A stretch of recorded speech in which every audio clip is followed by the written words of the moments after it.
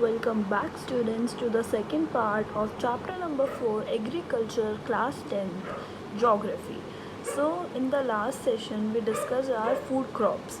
This is also a food crop. I said that we will be discussing the non food crops, but this is also a small topic which we need to cover. So what is horticulture? Crops, those crops which are directly consumed by man like fruits and vegetables. जो हमने अभी तक पढ़े थे वो grains, उनको पहले process करना पड़ता है, उसके बाद वो हम तक पहुंचते हैं. बट ये होते हैं फ्रूट्स और वेजिटेबल्स जिनको हम डायरेक्टली कंज्यूम करते हैं. India grows many tropical as well as temperate fruits. Major जो हैं वो है pea, cauliflower, onion, cabbage, tomato, brinjal and tomato. और कुछ फेमस फ्रूट्स भी हैं जो है मैंगोज़, जो कहाँ पे उगता है, Maharashtra, Andhra Pradesh, Telangana, UP, West Bengal. Oranges Nagpur, Cherrapunji Meghalaya. Banana Kerala, Mizoram Maharashtra.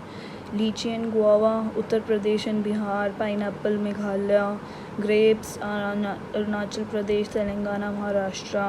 Apple, peas, apricots, walnuts Jammu and Kashmir, Himachal Pradesh. हमारी नॉन फूड क्रॉप्स, सबसे पहली है rubber. It is an equatorial crop. It requires a moist and humid climate with rainfall of more than 200 centimetre and temperature above 25 degree Celsius, मतलब थोड़ा warm. It is an important industrial raw material grown in Kerala, Tamil Nadu, Karnataka, Andaman and Nicobar island and Garo hills of Meghalaya. फिर fibres के अंदर कौन कौन से आते हैं? Cotton, jute, natural silk, hemp are fibre crops. Cotton, jute, hemp are grown in soil, ये soil के अंदर ही ग्रो होते हैं. Natural silk is obtain from cocoons of silk worm. और जब हम सिल्क वॉर्म को पालते हैं एक तरीके से ये सिल्क फाइबर के लिए, तो उसे बोलते हैं sericulture. Then cotton is a kharif crop.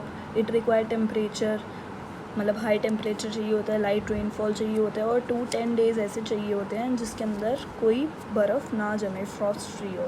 And bright sunshine, जब उनको ग्रो कर रहा होता है तो उससे बहुत ज़्यादा सनशाइन की ज़रूरत होती है. Cotton grow well in black soil of Deccan plateau. Major cotton producing states are Meghalaya, Tamil Nadu, Gujarat, Madhya Pradesh, Karnataka, Arunachal Pradesh, Telangana, Punjab, Haryana and UP. फिर है jute. Jute is known as are golden fibre. Grows well on well-drained soils in flood plains. High temperature is required for its growth. It is used in making gunny bags, mats, ropes, yarn, carpets and other arty crafts. Major jute producing states are West Bengal, Bihar, Assam, Odisha and Meghalaya. Technological and institutional reforms, कि कैसे agriculture को improve किया जाए, government क्या steps लेती है, अब उसके बारे में बात कर लेते हैं. Agriculture produces livelihood for more than 75% of its population. So these sector needs some serious technical and institutional reforms. Some measures taken by government are collectivization and consolidation of land holdings to make them economical viable. कि जो छोटे छोटे lands होते थे जिस पे जो farmers होते थे अपने खुद के लिए खेती बाड़ी करते थे, उनको हटाकर उनको या तो बड़े लैंड दिए गए, उनकी लैंड होल्डिंग्स को फिक्स किया गया, क्योंकि उतने से लैंड के ऊपर प्रोडक्शन का कुछ फ़ायदा नहीं होता था. Green revolution, HYV seeds, chemical fertilisers और टेक्नोलॉजी को लेके आया गया. वाइट रेवोल्यूशन, जो मिल्क की प्रोडक्शन के लिए इम्प्रूव किया गया, मतलब डेयरी फार्मिंग के लिए एक तरीके से.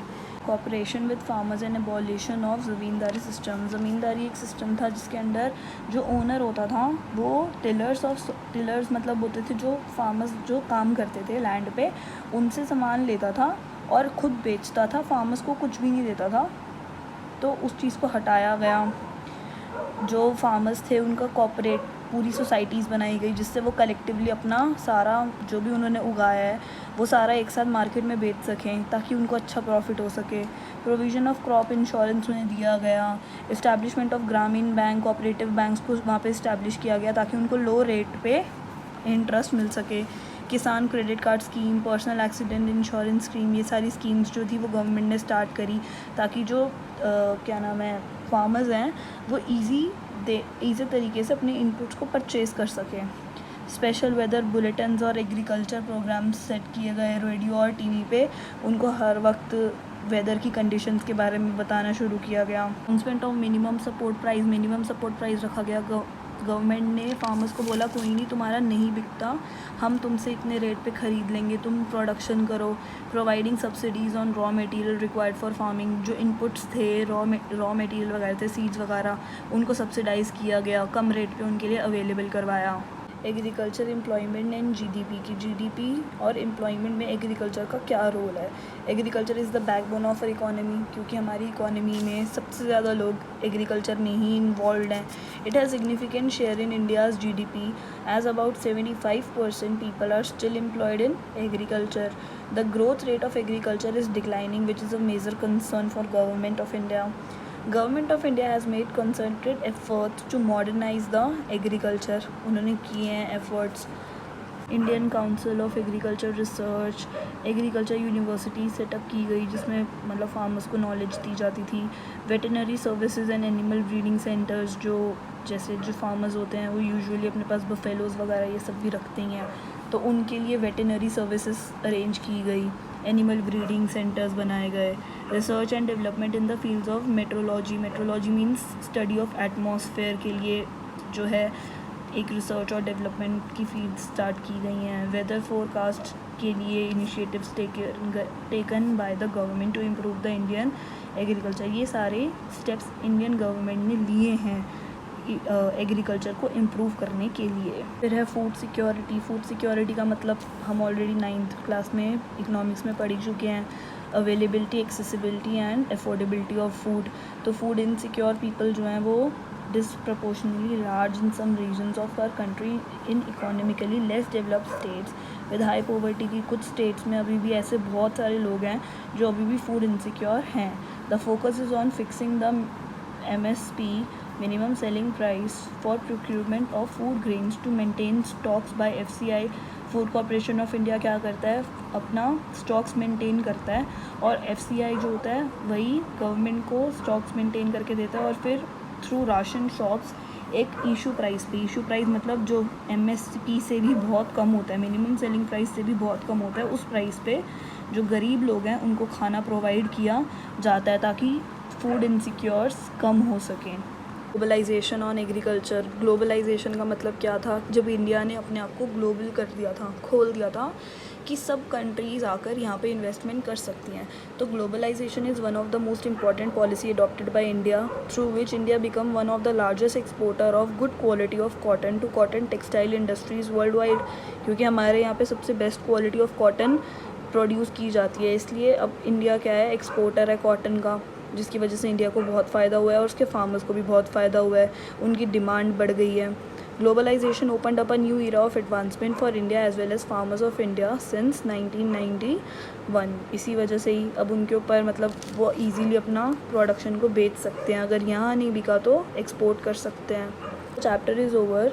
This is the assignment. First assignment, आपको नॉन फूड क्रॉप्स की यूजेस लिखने हैं, और किसी भी 2 नॉन फूड क्रॉप्स आप चूज़ कर लो, उसमें से उन्हीं में से आप यूजेस में से भी ले सकते हो. कुछ ऐसा वेस्ट अपने घर पे ही जो पड़ा है उससे बनाना है. जैसे अगर आपके घर में कोई कपड़ा पड़ा है तो उससे शर्ट बनाकर उसे कॉपी में पेस्ट करना है, तो वो यूज़ एज फाइबर हो जाएगा. कोई रस्सी है, रोप है, तो उसको तुम जूट की तरह लगा सकते हो, जूट की जगह पे लगा सकते हो कि it is a use of jute. ऐसे किसी भी 2 का यूजेस सबके लिखने हैं, चारों के एटलीस्ट 5-5 यूजेस सबके लिखने हैं, और सिर्फ 2 के ही ऐसे हैं जो पेस्ट करने हैं. ठीक है, 2 चीज़ें तुम्हें ऐसी बनानी है. Right out the years of 5-year plan जो एग्रीकल्चर से कंसर्न था, और अभी कौन सा 5-year प्लान चल रहा है और वो किसके लिए है, मतलब उसका फोकस किसके ऊपर. ठीक है, फिर नेक्स्ट है assignment third. Give 3 differences between rabi and kharif crops. Give any 3 drawbacks in government policy of providing subsidies on agriculture input. कि वो एग्रीकल्चर इनपुट पे सब्सिडीज़ तो प्रोवाइड कर रहे हैं बट स्टिल ग्रोथ क्यों नहीं हो पा रही है.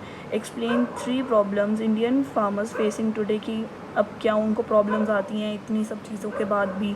Suggest way how to make agriculture successful and profitable. आप अपने वर्ड्स में लिखेंगे ये. Why is cotton production important, उसके लिए कौन सी जोग्राफिकल कंडीशंस चाहिए होती हैं, और कौन कौन से स्टेट्स हैं जो उसकी कल्टीवेशन करते हैं. Okay, stay tuned and subscribe the channel.